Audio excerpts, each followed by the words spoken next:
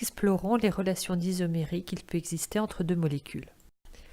Pour qu'il y ait isomérie, il faut que les deux molécules aient la même formule brute, sinon cela ne marche pas. Il faut ensuite observer les formules semi-développées ou développées, c'est-à-dire les formules planes. Si elles sont différentes, les deux molécules sont des isomères de constitution.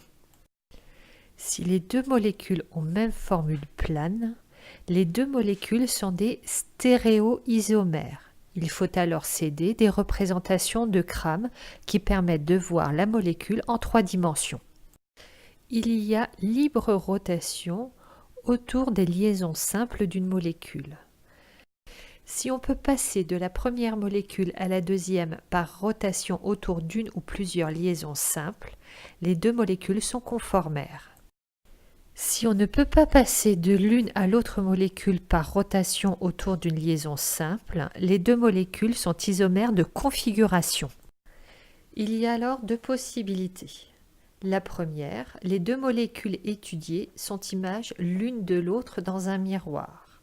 Ici, en retournant la représentation de Cram, nous mettons en valeur la symétrie plane entre les deux molécules.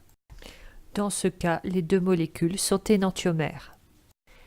La deuxième possibilité d'isomérie de configuration est la diastéréoisomérie.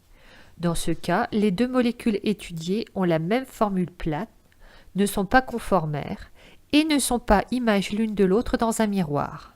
Le problème se pose ici au niveau de l'atome de carbone lié à l'atome de chlore. Il existe un autre cas de diastéréoisomérie très facilement identifiable, l'isomérie ZE des alcènes.